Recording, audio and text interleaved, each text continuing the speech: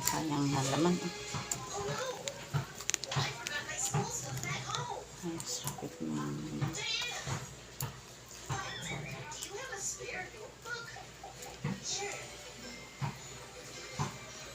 Ulit. Plus. Yan ang ginagawa ko sa mga natirang panindang bangos. Nagawa ko siyang daing.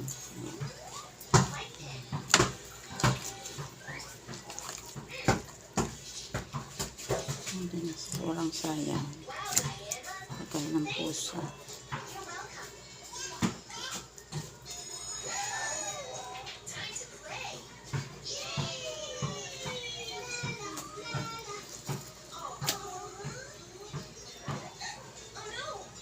Natin yung line.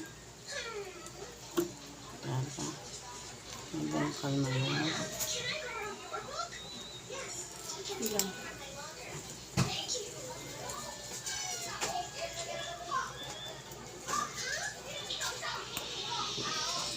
At wala. Mali ako ng line.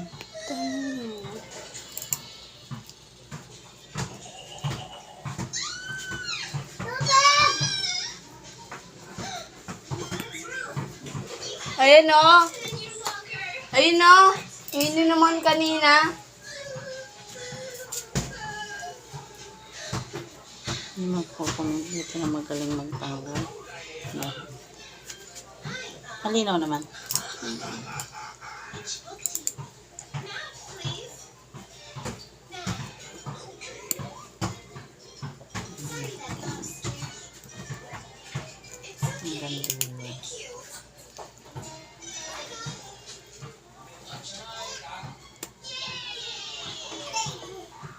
Dito.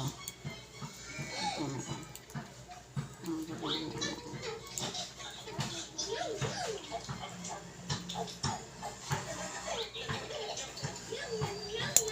Pa wala nang ka-expert, tapos meron pa dito.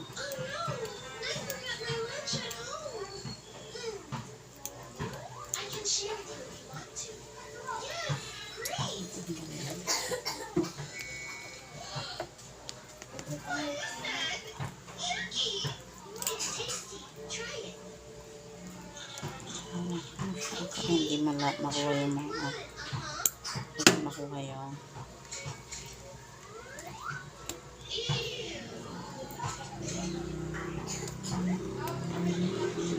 sa gitna.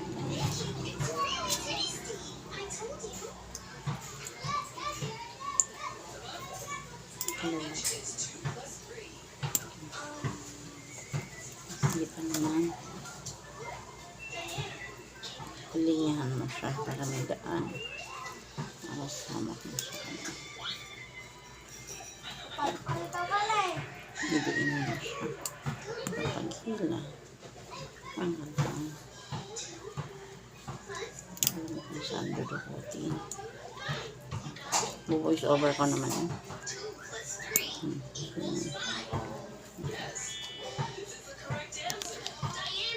Dapat 5 minutes lang ka. Nagit na. Wala pa. Wait lang, pakita mo. Wala ko siya. Tapos ikutin mo siya. Konti lang ako. Parang namali ako ng line. Siya sa'yo. Hindi pa ako ganun ka-expert kasi. I'm just an amateur. I'm just an amateur.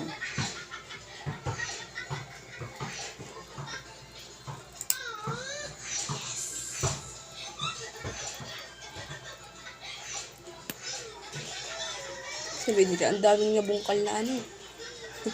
Na laman. Sabi ng anong talaga yan? Sabi ng mga expert dito. Wala, hindi ko ito marunong. DIY pa.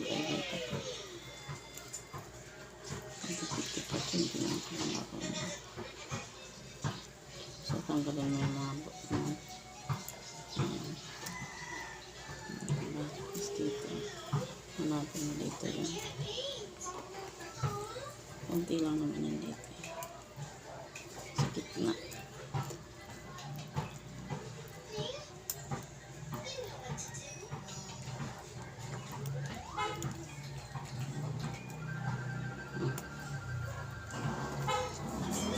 Sa paano, di ba madami? Saan? Sa buntot. Hindi ko na siya tinatanggal kasi nasisira. Expected na naman. Mali ako ng hiwa. Diba na mali ako ng hiwa.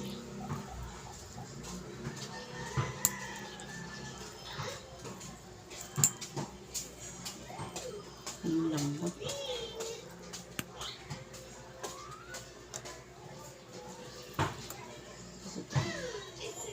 Para mga 5 minutes.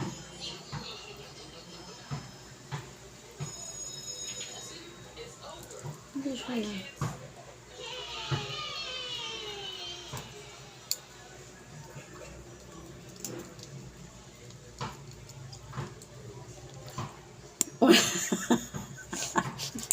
Minorder. Paid ang food. Kakating ko na lang. Ayan. Minorder yung ano. Sabihin, bila sa amin dinadain. Durug-durug na. Durug-durug na. Ito pang kain lang namin. mga natirang ano sila. Mga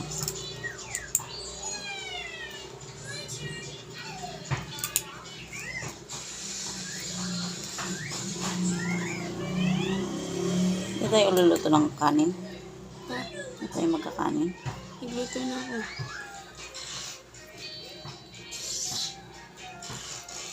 Namalita ako ng hiwa. Ayan, sa gitna lang siya meron.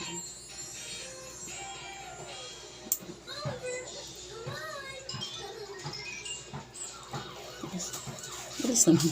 Last na. Yeah. Ilagyan ako. Wala akong perfect na nagawa eh. Wait lang. This one is perfect na ito. Ano nga, ang dilim. Kasi ang dilim.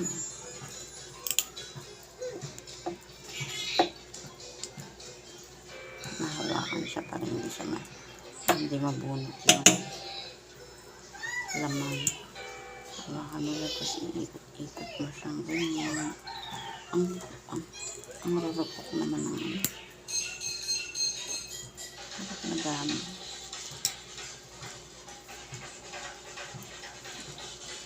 Ayan.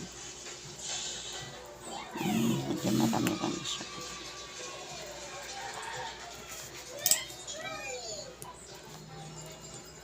Hindi ba mukhang satisfying? Sakto lang.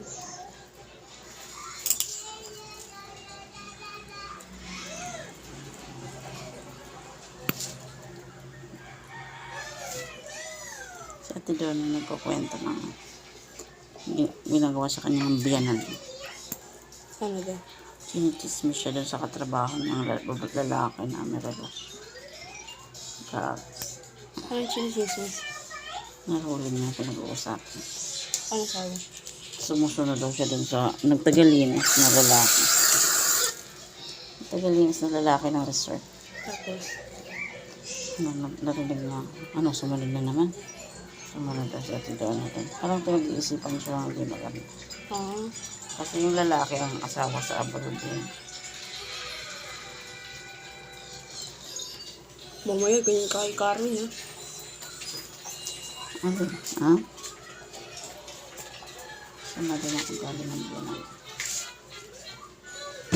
Sabi natin daw na kahit pa makarating niya sa asawa ko, kanya chichismis. Sabi daw sa kanya ng ano, nung hipag niya. Yung kapatid yata ng asawa niya. O asawa ng kapatid ng asawa. Sabi niya, dumistansya ka na doon sa lalaki para bago pa makarating doon sa asawa mo sa abroad.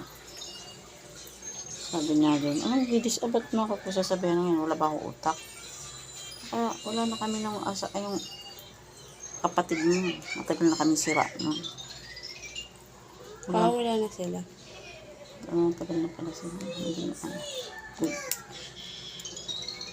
Dati pa lang nung nag-abroad yan, pag uwi ng Pilipinas, hindi sa kanila umuwi sa lugar kasama yung pala babae. Meron siyang iba. Paiba-iba naman ng babae. Ngayon, iba. Hindi nga sila yung tipong mag-video call na mag-asawa na nasa abroad. Sila ba? Papa mo pag nag-abroad dyan yan din. Tutulad dyan. Sabi nga sa akin kanina ng papa mo, di ba? Si Sandra kagabi umiiyak. Pag-uwi, pagod na pagod. Ayaw ko na ng trabaho. Pagganap mo ng trabaho si papa mo. Kasi inaalala niya siyempre ni Sandra yung insurance. Kaya parang pinipilit. Para naman ako may asawa na, may anak na. Na kahit ayoko ng trabaho, mag-stay ako kasi Ang sabi ni Papa? hindi naman din sinabi ko. Kaya nang umalis siya ngayon. Nagalit. Nagalit si Papa? Ang sabi?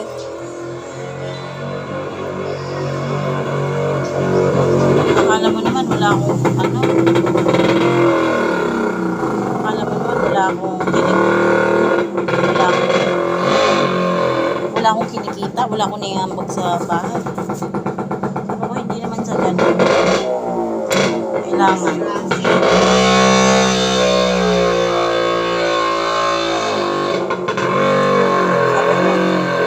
Kailangan meron kang permanenteng kita kasi diba si Santa Tricia di na makakatulong sa aral na.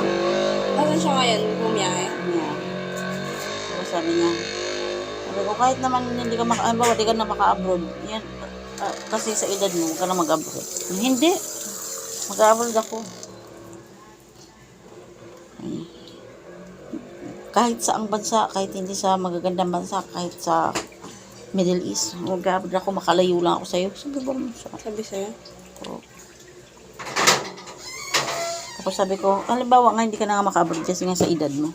Sabi ko, kaya sa minibus, pwede na yan, sa Maynila. Sabi niya, hindi. Kung dito ako sa Maynila magtatrabaho, doon sa probinsya, yung malayo sa'yo. Sabi ko naman, paulit-ulit. Kala niya naman, na-hurt ako. Nang sinabi niya yun. Parehas lang. The feeling is mutual. Okay na.